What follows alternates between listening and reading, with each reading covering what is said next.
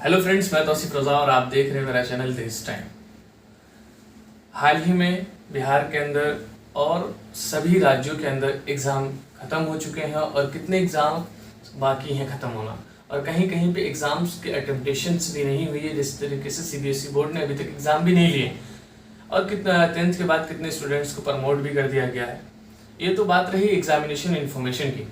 बात करेंगे कि स्टूडेंट्स 10th पास कर लेते हैं, 12th पास कर लेते हैं, ग्रेजुएशन कंप्लीट कर लेने लगते हैं। कंप्लीट होने के बाद उनके मन में जब जैसे जैसे स्टूडेंट्स हायर लेवल पे स्टडीज़ को पहुंचाते हैं, तो पहुंचाने के बाद उनके दिमाग में एक अलग तरीके का कन्फ्यूज़न पैदा रहता है कि how to choose right career. अब कौन ऐसा शख्स हो या कौन सी ऐसी संस्था हो जो मुझे बेटर गाइडलाइंस प्रोवाइड करा सके और बेटर चीज़ प्रोवाइड करा सके।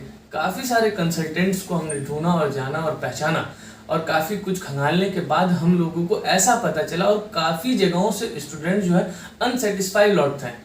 बट इन्हीं दरमियान कुछ ऐसे संस्थान भी हैं, कुछ ऐसे कंसल्टेंसी ऑफिस भी हैं, और कुछ ऐसे टीचर्स भी हैं जो सिर्फ और सिर्फ स्टूडेंट्स की भलाई के लिए वर्क करते हैं, उनकी अच्छे कामों के लिए वर्क करते हैं कि उनका फ्यूचर बेस्ट और ब्राइट हो सके और वो अपनी ज़िंदगी में कुछ अच्छे और कामयाब बन सके।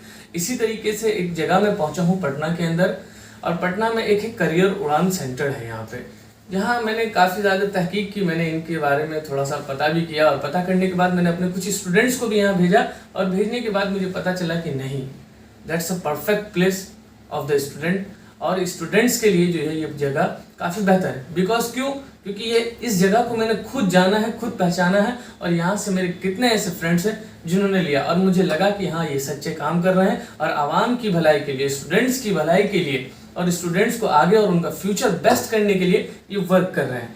आज मैं यहीं सर से बात करूंगा उनसे, और सर से जानने की कोशिश करूंगा कि सर का एम क्या है, सर करना क्या चाहते हैं, और स्टूडेंट्स के लिए सर के अंदर किस तरीके की भावना है। सर, मैं आपका अपने चैनल के अंदर वेलकम करता हूँ। धन्यवाद।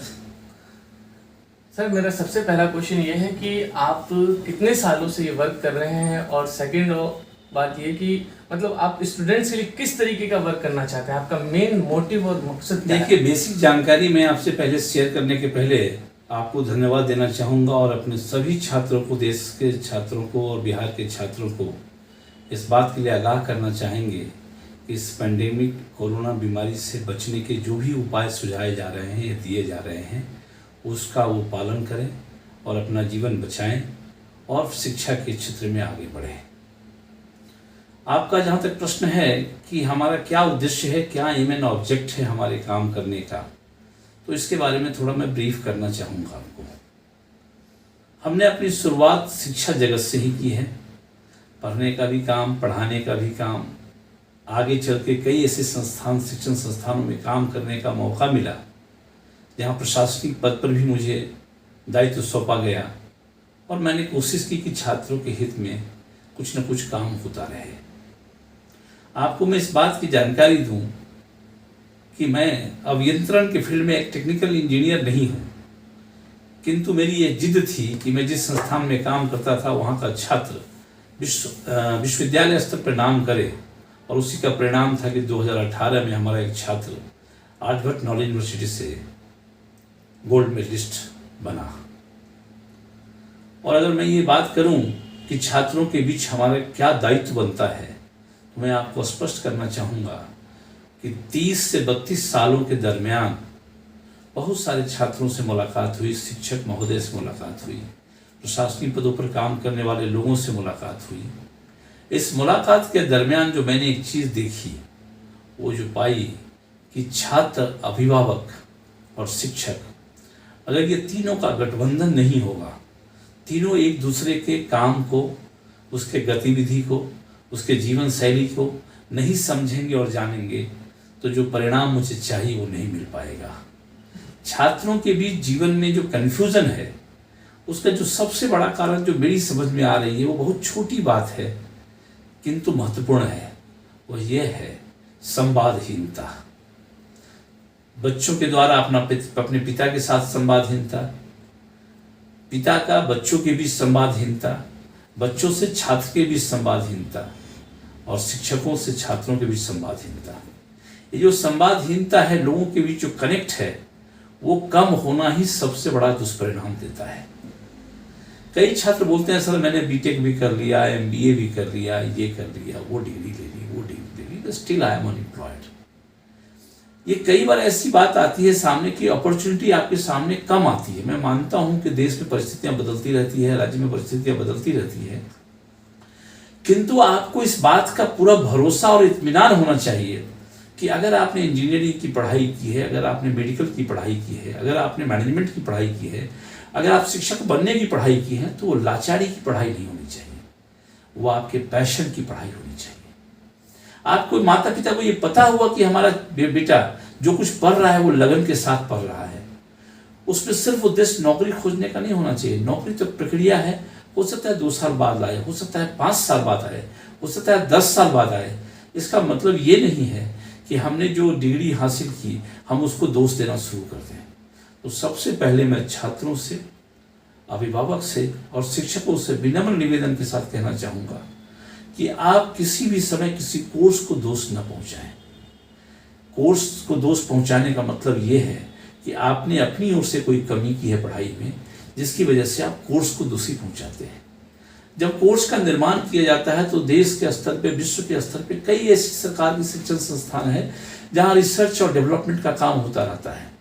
बहुत बड़े बड़े विद्वानों की श्रेणी वहाँ रहती है और वे सभी लोग खास तौर से सुबह से शाम तक इसी कार्य में संलग्न रहते हैं कि हम एक ऐसी शिक्षा व्यवस्था दें जिससे कि हमारे समाज के बच्चों के बीच शिक्षा का उन्नयन हो और साथ साथ एक सही नागरिक पैदा हो हमारे देश के अंदर। शिक्षा का असली उद्देश्य वहाँ वही होता है। किंतु अभी समाज में एक चर्चा बन गई है कि अगर आपने एमएससी कर लिया तो आपको नौकरी क्यों नहीं ली। इट मीन्स आपका एमएससी बेकार है और अब आप किसी काम के लायक नहीं है।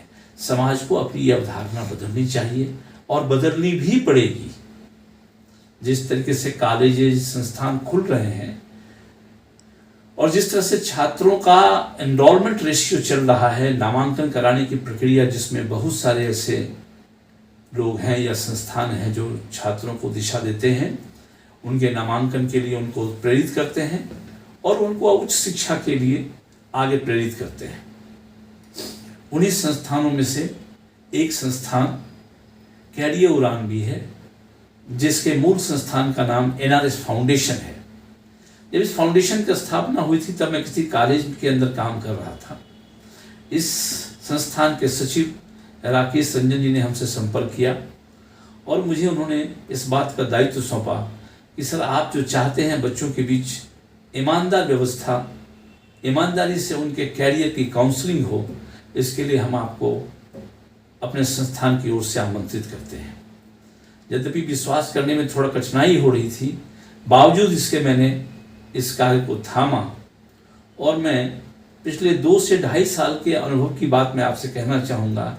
एक निकल की चीज़ हमारे सामने आई है और उस समय बहुत ही आह्लादित हूँ। ये कितना सफल होगा ये तो भविष्य बताएगा, मैं अभी नहीं कह सकता हूँ, क्योंकि उसकी कोई रूपरेखा ही बनी है और उस पर मैं काम करना शुरू किया हूँ 2020 से, जब से पेंडेमिक आई और हमारे मन में ये बात आई कि मुझे क्या करना चाहिए, कन्फाइंड होकर कितना काम करना चाहिए।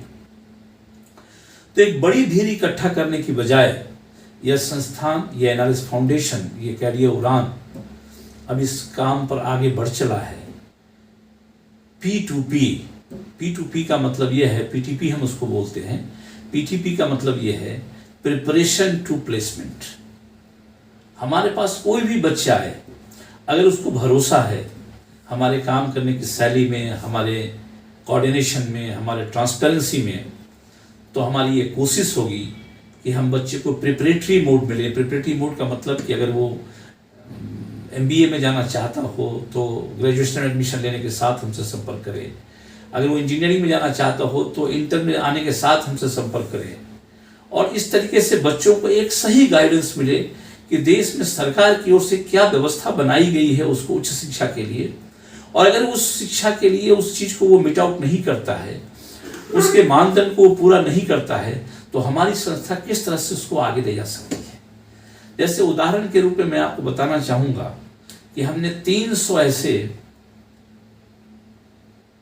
पद सृजित किए हैं, या आप ये मान लें कि 300 ऐसे छात्रों वो गाइडेंस देने की योजना बनाई और उस पर गाइडेंस दे रहे हैं छात्रों को, जिसने 10वीं पास किया हो, सिर्फ 10वीं पास किया हो। बिहार की आबो हवा से आप परिचित हैं, बिहार की आर्थिक बदहाली से भी आप परिचित हैं। आज बिहार में जो कुछ भी विकास हो रहा है वो बिहार की अपनी जो रिसोर्सेज है वो कम और केंद्र के द्वारा दी हुई रिसोर्सेज वो ज़्यादा है। किंतु इस बीच भी बिहार सरकार का एक अभूतपूर्व कार्य हुआ है जो मैंने अपने जीवन में कभी नहीं सोचा था, और शायद आने वाली पीढ़ी इस बात के लिए वर्तमान मुख्यमंत्री को सहृदय आभार व्यक्त करेगी, और इसके लिए अभिभावक, शिक्षकगण और हम सभी उनके प्रति आभार व्यक्त करते हैं। तो मैं उसके पहले आपको अपनी एक योजना बताना चाहूँगा कि मैं उन 300 बच्चों को जिनको कैरियर उड़ान एक गाइडेंस देगी उसको प्रिपरेशन से लेकर करके और प्लेसमेंट तक पहुंचाएगी। So we are basically confined to enrich the endowment, and with the honest endowment we are also going to confine to those students who are real aspirant for their career। अभी एक समस्या सामने, बड़ी समस्या आ गई है कि बच्चे कभी अभी इवेलुएट अपने को नहीं करते हैं। आपका ध्यान में आकृष्ट करना चाहूंगा कि एक एक्स स्टूडेंट है जिसने 10वीं की परीक्षा पास की है, उसके माता पिता ने बड़ी मेहनत की है, उसके साथ में बच्चों ने भी मेहनत की है, और इसके परिणाम में उसके 90%, 95% रिजल्ट आए हैं। बड़े अच्छे अंकों से उसने उत्तीर्णता हासिल की है। किंतु वही बालक 12वीं में जाने के बाद एक अच्छे काउंसलिंग के अभाव में, एक अच्छे परामर्श के अभाव में, अथवा 10वीं के परिणाम पर अति उत्साहित होकर के अपना 11वीं और 12वीं गंवा बैठता है, और उसके परिणाम उनको ये आते हैं कि 12वीं में मार्क्स 60%, 55%, 58%, और कई कारणों से वो डेविएट हो जाते हैं। उनके समझ में ये बात नहीं आती है कि भूत बीत चुका है, उसकी जब जरूरत पड़ेगी तब पड़ेगी, अब मुझे वर्तमान देखना है। तो मैं छात्रों से ये निवेदन करूंगा कि आप जिस वर्ग में हैं वही वर्तमान आपके भविष्य को तैयार करेगा। आप बिल्कुल पीछे की उपलब्धि पर, पीछे की उत्तीर्णता पर, पीछे के मार्क्स पर, पीछे के ग्रेड पर बहुत उत्साहित होने की जरूरत नहीं है। खुशी का विषय जरूर हो सकता है, मगर उसको लेकर के भजने की जरूरत नहीं है। कुछ ऐसे भी छात्र मुझे मिले जो इंटरमीडिएट की पढ़ाई कर रहे हैं, आईआईटी की तैयारी का कोई जानकारी उनको नहीं है, कैसे करना है, क्या करना है। गांव, सुदूर गांव में रहते हैं, वो खूब मेहनत भी कर रहे हैं, वर्ग में उनके मार्क्स भी अच्छे आ रहे हैं, शिक्षक से उनका संपर्क भी है, किंतु आईआईटी के टिप्स की जानकारी उन तक नहीं पहुंच पा रही है। और जब मैं उनसे पूछता हूं कि आईआईटी के बारे में कुछ जानते हैं, आपने जेईई का फॉर्म भरा है? नहीं सर, मैं जेईई का फॉर्म तो मैंने नहीं भरा है। मतलब जो उनकी सोच है आईआईटीएन बनने की, जो उनकी सोच है मेडिकल में नीट के माध्यम से एमबीबीएस डॉक्टर बनने की, सोच तो है, कई बार फॉर्म नहीं भर पाते हैं, जबकि हर चीज ऑनलाइन है, सब कुछ जानकारी है।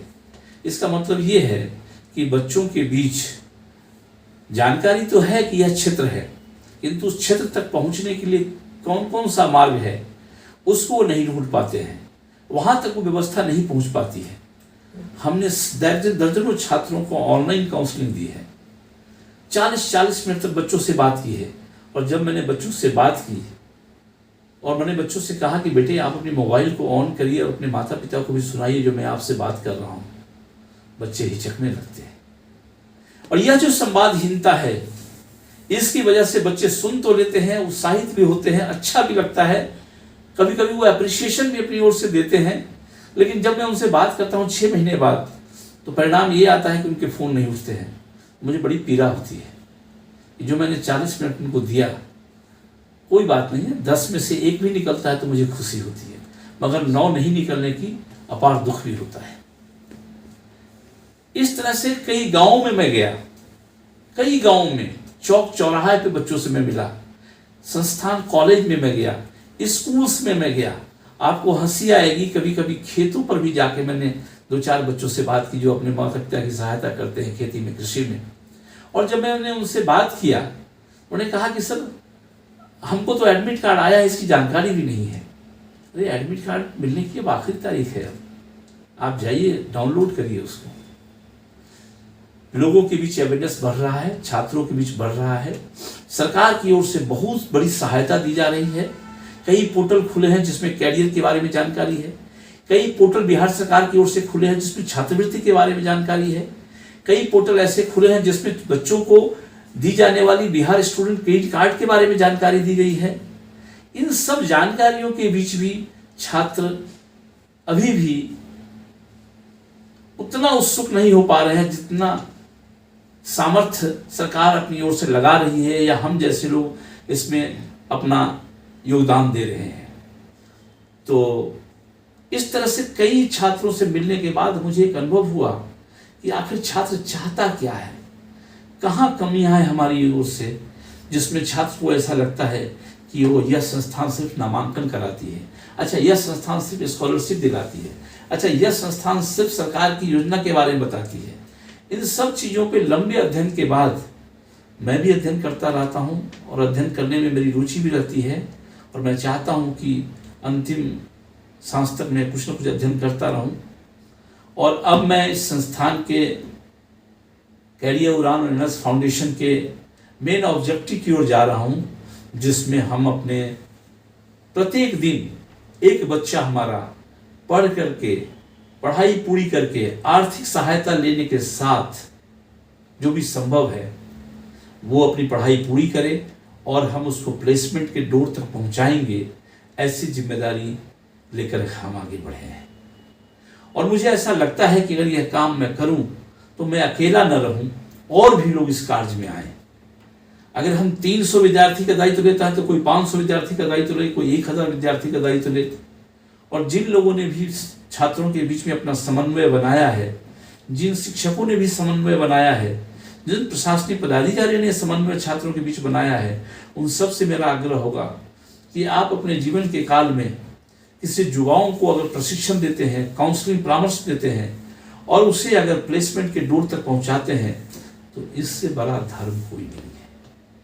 और दुनिया में सबसे बड़ा धर्म यही है कि कोई युवा, जैसे एक पिता अपने पुत्र के लिए कितना बेचैन रहता है कि कब वो शिक्षा पूरी करे, कब उसको रोजगार लगे और कब उसकी आंखों में खुशियां देख पाए, उसी तरीके से हर वैसे लोग जो शिक्षण संस्थान से जुड़े हैं उनका ये परम कर्तव्य है कि सभी धर्मों के अलावा इस धर्म को प्राथमिकता दें कि हम अपने जीवन में 5 ही बच्चों को रास्ता दिखाएं, 2 ही बच्चे को रास्ता सालाना दिखाएं, लेकिन दिखा करके उनको प्लेसमेंट की डोर तक पहुंचाएंगे तो हमारा जो ये अभियान है उसमें हम भी एक कड़ी बनेंगे, वो भी एक कड़ी बनेंगे और सरकार का भी सपना पूरा होगा। सरकार चाहती है, आखिर सरकार क्यों इतना खर्च कर रही है?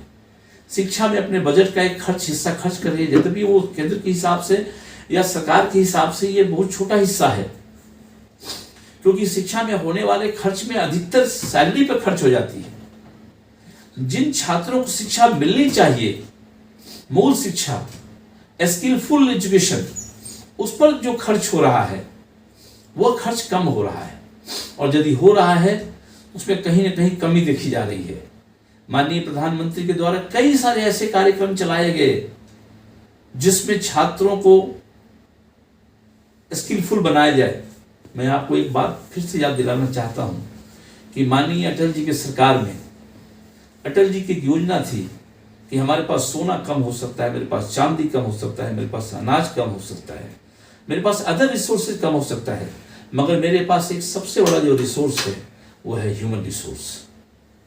अगर भारत सरकार और अन्य राज्य मिलकर के इस ह्यूमन रिसोर्स को प्रॉपर कर दे तो वह दिन दूर नहीं होगा जो यह भारत फिर से सोने की चिड़िया कहलाने लगेगी। सर, इसी पे मेरा एक क्वेश्चन है आपसे कि स्टूडेंट्स के पास प्रॉपर इंफॉर्मेशन नहीं पहुंच पाती है, ये बात 100 में से खासतौर पे बिहार के अंदर और काफ़ी जो अदर राज्य, दूसरे राज्य हैं जो निचले वर्गीय लोग हैं, वो 2 तरीके से, जहाँ तक मुझे लगता है कि एक ना एक फाइनेंशियल प्रॉब्लम की वजह से या सेकंड कि उनके पास प्रॉपर इंफॉर्मेशन नहीं पहुंच पाती। तो इस मेन रोल में उन तक प्रॉपर इंफॉर्मेशन पहुंचे और उनकी फाइनेंशियल हेल्प हो सके, इसके लिए आपके पास कुछ ऐसा है जो आप स्टूडेंट तक मेरे चैनल के माध्यम से आप पहुंचा सकें? कैरियर उड़ान या एनआरएस फाउंडेशन अपनी ओर से भारत के कम से कम 101 संस्थानों के साथ मिलकर काम कर रही है, और इन संस्थानों के साथ मिलकर के संस्थान, कैरियर उड़ान और भी कई लोग हैं जिनका कुछ न कुछ कंट्रीब्यूशन है। इसके माध्यम से हम बच्चों को कुछ न कुछ आर्थिक सहायता स्कॉलरशिप के रूप में देते हैं। हम पूरी राशि की व्यवस्था नहीं कर पाते हैं, मगर इतनी जरूर करते हैं जिससे कि छात्र अगर हम तक पहुंचते हैं तो एक ऑनेस्ट काउंसलिंग प्लस स्कॉलरशिप की व्यवस्था देने का दायित्व हम अपने ऊपर जरूर लेते हैं। जैसे उदाहरण के तौर पे मैं आपको कहना चाहूंगा कि अभी इस संस्थान के माध्यम से 60 ऐसे बच्चे हैं जो डिप्लोमा के कोर्स कर रहे हैं अन्य राज्यों में।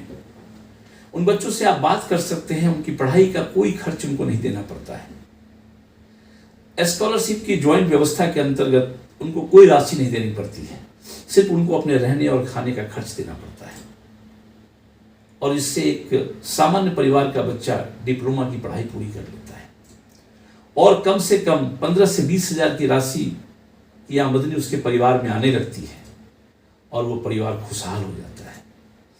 मैं आपको दूर की बात तो छोड़ दीजिए, बड़े नजदीक के लोगों को, के बच्चों को मैंने, जिसकी तंग हाल इतनी ज्यादा थी कि मैंने उन बच्चों को जब डिप्लोमा कराया और आज 27,000 26,000 की नौकरी करके अपने पिता को जब 10,000 की माहवारी भेजते हैं, और उनके पिता बोलते हैं कि जिंदगी में हमने देखा ही नहीं था कभी 10,000 कैसा होता है, और आज अपने बच्चे की वजह से 10,000 ये पाते हैं।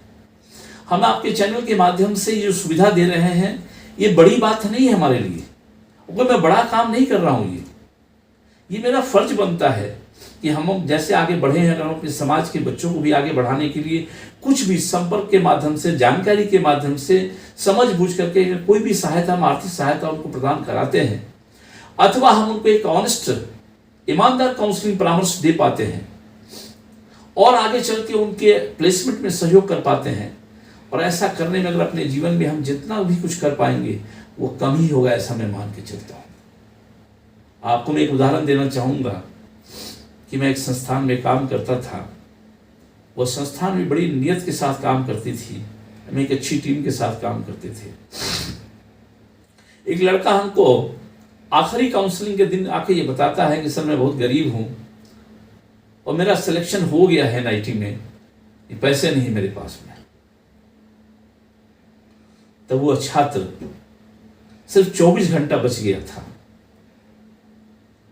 और जब मैंने पोर्टल को खोला और देखा कि NIT इलाहाबाद में उसके नामांकन का समय बिल्कुल कम है, मैंने रजिस्ट्रार से बात की, वहाँ के अधिकारी से बात की, और महज 10 से 12 घंटे के अंतर्गत हमने पैसे इकट्ठे किए। उस वक्त मुझे याद है कि JEE की काउंसलिंग में शायद 49,000 या 43,000 पेमेंट करना पड़ता था। जयपुर के एक संस्थान के निदेशक ने भी अपना कंट्रीब्यूशन दिया था, मैंने भी दिया था। जिस संस्थान से मैं जुड़ा था उनके भी कई लोग उसमें कंट्रीब्यूशन दिए थे, और अपने दोस्तों को बोल के सब इकट्ठा करके वो बच्चा ट्रेन पे मैंने बैठाया, और कल होकर के वो NIT मोती में, NIT इलाहाबाद में एडमिशन लिया। और आज भी दिन मुझे याद है कि वह जो उपलब्धि थी मेरी, वैसी उपलब्धि में नहीं फिर से कर पाया, किंतु मेरी वह एक नई दिशा बदल दी मेरी सोच की। और मैंने सोचा कि एक दिन में किसी बच्चे को 49,000 का पेमेंट की व्यवस्था मैं कर सकता हूं, इसका मतलब ये कि परमात्मा मेरी मदद करता है इस कार्य में, और मुझे आगे बढ़ना चाहिए। और मैं ईमानदारी से आपसे कह रहा हूं कि मैं उस दिन तक मैं एक कार्य को कर रहा था अच्छी सोच के साथ, लेकिन एक जो बल मिला उसके लिए उस संस्थान का भी मैं आभारी हूं, और उस बच्चे का भी मैं आभारी हूं जिसे मैं मदद पहुंचा पाया।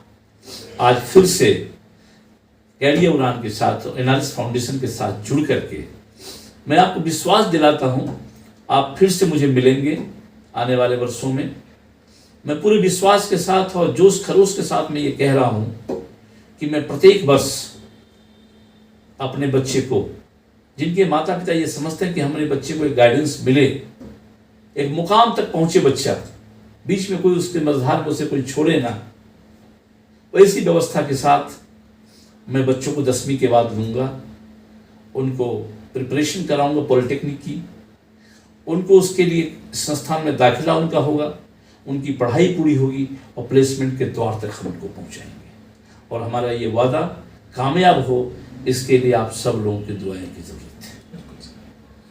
थैंक यू सर, आपने बहुत बेहतरीन तरीके से बताया, ये बहुत बेहतरीन तरीके से बताया। और जो अभी तक का सर का एक्सपीरियंस रहा है स्टूडेंट्स को लेकर, और जिन स्टूडेंट्स के लिए इन्होंने फलाह बहबूद के लिए काम किया है, उनके बेनिफिट्स के लिए काम किया है सर ने, और जो है बच्चों को अपने निरंतर तौर पर उनके फ्यूचर को ब्राइट करने के लिए, उनको आगे बढ़ाने के लिए, उनके भविष्य को अच्छा करने के लिए सर और सर की पूरी टीम और ये करियर उड़ान और संस्थाएं जो है लगातार काम कर रही हैं। और बाकी और अपडेट्स को देखने के लिए जो है कमेंट सेक्शन में आप कमेंट कर सकते हैं और चैनल को जरूर सब्सक्राइब करें। Thank you very much.